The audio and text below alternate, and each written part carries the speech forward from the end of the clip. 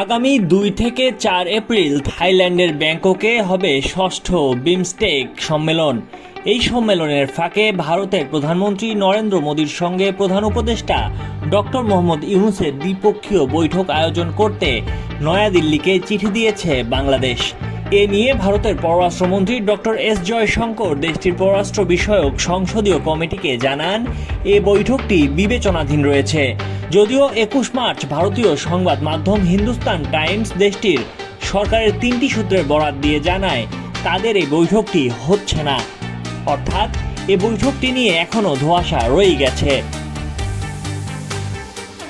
জয়শঙ্করের বক্তব্য সম্পর্কে সংবাদ মাধ্যম দ্য হিন্দু জানায়, এই পরামর্শক কমিটির সদস্যদের কাছে জয়শঙ্কর সাবেক প্রধানমন্ত্রী শেখ হাসিনা বিরোধী আন্দোলন নিয়ে জানান, তারা শেখ হাসিনার বিরুদ্ধে বাংলাদেশের মানুষের আন্দোলনের ব্যাপারে জানতে পেরেছিলেন, কিন্তু তারা এতে হস্তক্ষেপ করতে পারেননি। কারণ হিসেবে তিনি বলেছেন, হাসিনার উপর প্রয়োজনীয় প্রভাব খাটানোর প্রভাব তাদের ছিল না। তারা হাসিনাকে শুধুমাত্র পরামর্শ দিতে পারতেন। পররাষ্ট্রমন্ত্রী জয়শঙ্কর সংসদ সদস্যদের কাছে বাংলাদেশ, মালদ্বীপ, মিয়ানমার ও শ্রীলঙ্কার সঙ্গে ভারতের সম্পর্ক নিয়ে বক্তব্য তুলে ধরেন। পররাষ্ট্রমন্ত্রী জানান, পরবর্তী কোনো একদিন পাকিস্তান ও চীন বিষয়ে পৃথকভাবে কথা বলবেন তিনি। পাকিস্তানের দৃষ্টিভঙ্গির কারণে সার্ক নিষ্ক্রিয় হয়ে আছে এবং এজন্য ভারত বিমস্টেককে শক্তিশালী করার চেষ্টা করছে। বৈঠকে পররাষ্ট্রমন্ত্রী জয়শঙ্কর এমন মন্তব্য করেন বলেও জানা গেছে।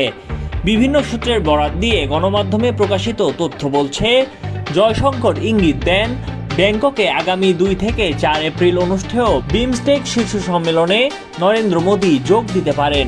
তবে তার সফরের বিষয়টি বৈঠকে নিশ্চিত করেননি তিনি। বিমস্টেক শীর্ষ সম্মেলনের ফাঁকে মোহাম্মদ ইউনূস ও নরেন্দ্র মোদীর মধ্যে সম্ভাব্য আলোচনার জন্য বাংলাদেশ গত বুধবার ভারতকে কূটনৈতিক পত্র দিয়েছে। এর আগে জাতিসংঘের সাধারণ পরিষদের অধিবেশনের ফাঁকে দুই নেতার মধ্যে বৈঠকের জন্য বাংলাদেশের পক্ষ থেকে চিঠি দেওয়া হয়েছিল, তবে সে সময় তাদের বৈঠক হয়নি। এবার ব্যাংককে বৈঠক হলে এটি হবে অন্তর্বর্তী সরকারের শীর্ষ পর্যায়ের সঙ্গে ভারতের শীর্ষ পর্যায়ের প্রথম বৈঠক।